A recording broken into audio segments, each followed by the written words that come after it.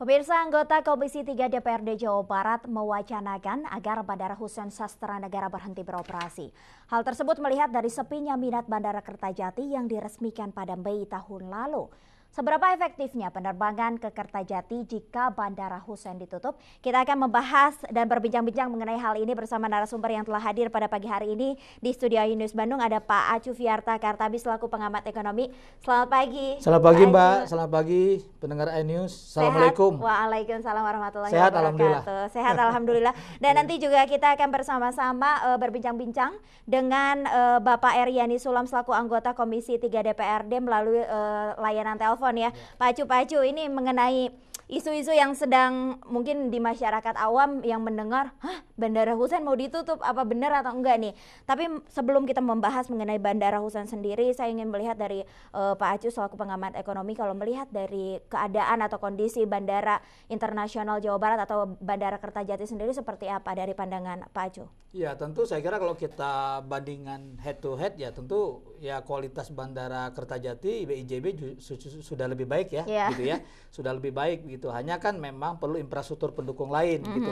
Kalau kita bicara hari ini memang ya saya kira masyarakat konsumen penerbangan itu melihat ya jarak tempuh, kemudian juga ya akses ke sana begitu ya. Nah, tentu saya kira pilihannya masih tetap sampai dengan hari ini ya masyarakat lebih memilih Bandara Husein begitu ya. Tetapi kan saya kira perencanaan dulu dalam jangka panjang memang harus ada pengalihan. Kan dulu skenarionya Bandara Husein itu hanya untuk ya katakanlah penerbangan terkait dengan militer ya, terkait dengan PT Dirgantara. Memang begitu. bukan untuk komersial. Ya, termasuk juga adalah untuk pesawat charter dan sebagainya begitu ya, gitu. Jadi saya kira dalam jangka panjang memang harus ada proses untuk mempercepat ya transisi itu sehingga kemudian ya saya kira Bandara Kertajati itu bisa optimal kita manfaatkan begitu ya. Ya dengan traffic sekarang di Bandara Husein katakanlah sekitar 4 juta ya. Ya 4 juta pengguna ya selama ya katakanlah 1 tahun gitu ya. Targetnya bahkan tahun ini 2019 di atas 4 juta pengguna ya.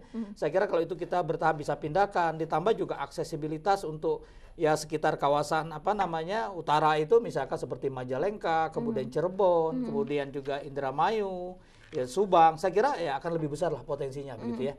Dan saya kira saya optimis bahwa memang keberadaan BIJB itu nanti akan menjadi pusat pertumbuhan ya di Jawa Barat bagian apa namanya barat utara lah, barat ke arah utara begitu ya. Saya kira gitu. Dan kalau melihat juga Kang Emil sempat menyampaikan bahwa sebetulnya dengan adanya Bandara Kertajati sendiri pemerintah juga memfokuskan untuk wisata di sana, di daerah Kuningan, Cirebon, dan yang lain-lain.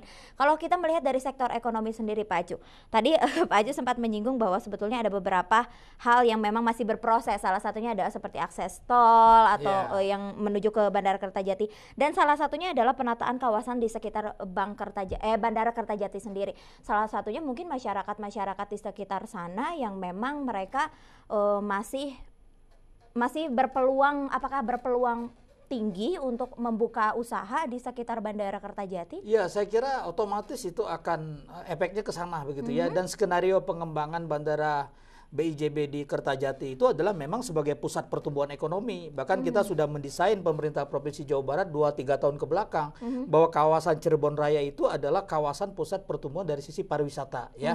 Nah, kemudian juga saya kira di sekitar kawasan Majalengka dan sekitarnya termasuk Subang. Nanti di Subang ada pelabuhan Patimban gitu ya. Kemudian kita juga mengembangkan kawasan ekonomi khusus nantinya untuk industri ya yang berada di sekitar Majalengka perbatasannya dengan Subang. Saya kira itu bisa bersinergi ya. Itu bisa mendorong pertumbuhan ekonomi terutama di kawasan ya utara itu gitu ya. Kalau kita lihat kan pertumbuhannya cukup stagnan misalkan seperti Majalengka ya sekitar 5% begitu ya. Bahkan Indramayu itu di bawah 5% begitu. Subang juga di bawah begitu, ada Sumedang.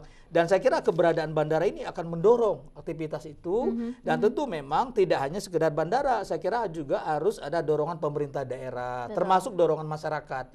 Jadi ini tidak serta-merta ketika hanya ada bandara kita diam aja begitu kan. Maka potensi-potensi itu harus digali. Begini, kalau kita lihat juga kunjungan pariwisata. Tadi kalau yang melalui Bandara Husein Sastranegara saat ini per bulan itu sekitar 14.000 sampai dengan 14.500 ya wisatawan mancanegara yang masuk ke Kota Bandung melalui Bandara Husein Sastranegara. Itu kurang lebih sekitar 14.500 lah, kurang lebih rata-rata begitu.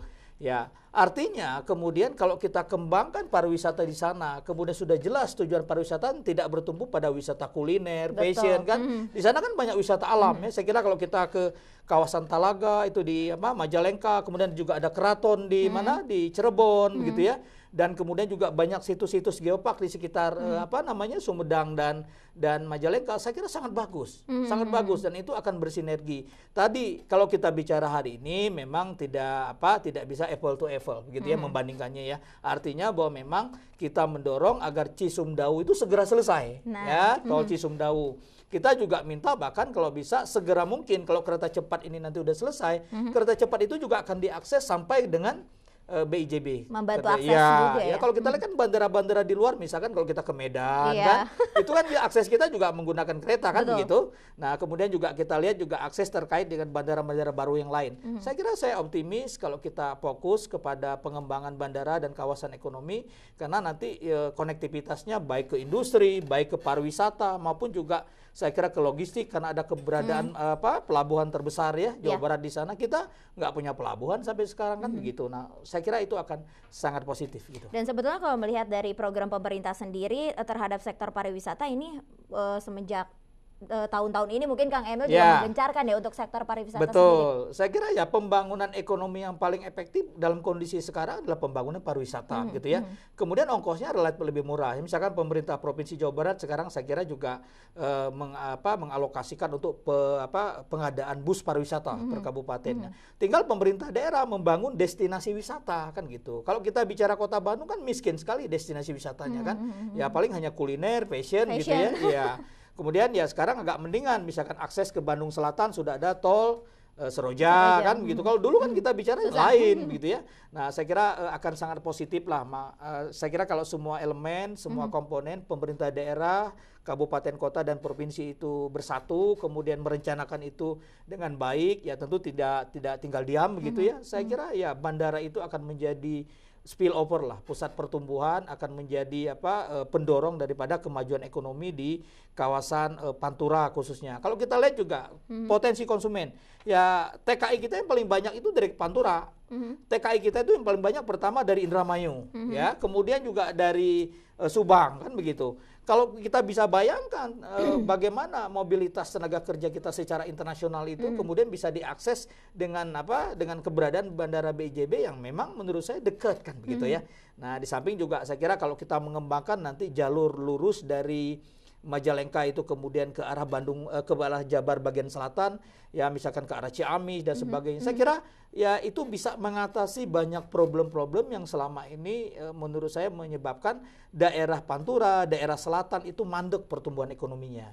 Ya saya kira 4%, 5%. Ya kota-kota besar sudah menikmati 7,5% begitu. Ya banyak daerah masih menikmati 4,5% dan 5% gitu ya. Saya kira ini akan cukup besar implikasinya.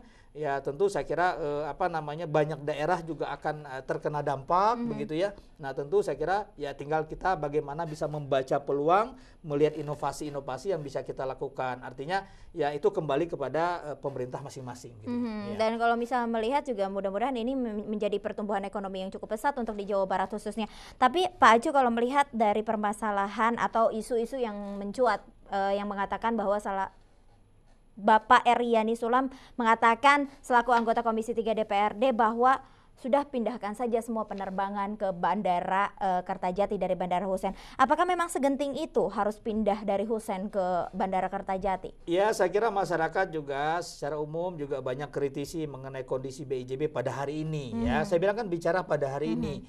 Nah tentu saya kira kita tidak terlepas daripada keinginan daripada konsumen ya. Menurut saya itu harus secara bertahap gitu ya. Jadi tidak bisa kalau dalam waktu kalau dalam waktu dekat ini kita kemudian trafficnya kita pindahkan ke sana, ya tentu saya kira memberatkan juga masyarakat. Jalannya belum ada kan begitu ya.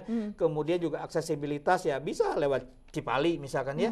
Tetapi kan kita melihat juga kemacetan di tol Cipularang. Dan belum ada angkutan umum, taksi ataupun damri yang memang khusus untuk ke Bandara Kertajati. Betul. Meskipun dari Jawa Barat sekarang pemerintah provinsi menyediakan beberapa damri ya untuk kemarin masih promo gratis begitu untuk mengakses ke BIJB ya, BIJB.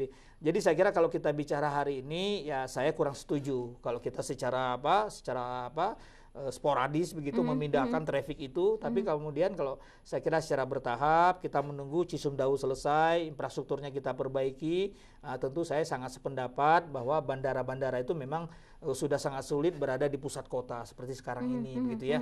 Nah, jadi saya kira BIJB adalah sebuah alternatif dan harus kita optimalkan lah potensinya. Ya. Kalau melihat dari keadaan Bandara Kertajati sekarang yang memang diisukan bahwa sepi, katakan seperti itu ya.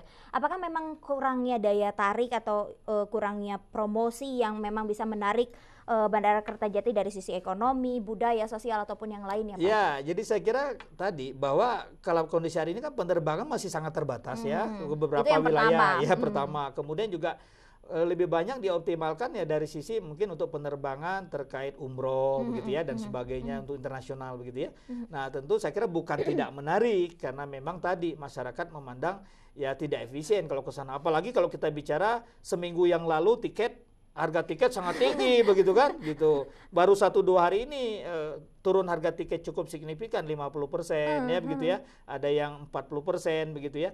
Nah, tentu saya kira masyarakat juga bicara ongkos kan begitu. Berapa biaya ongkos untuk ke sana, ke transportasi kan gitu.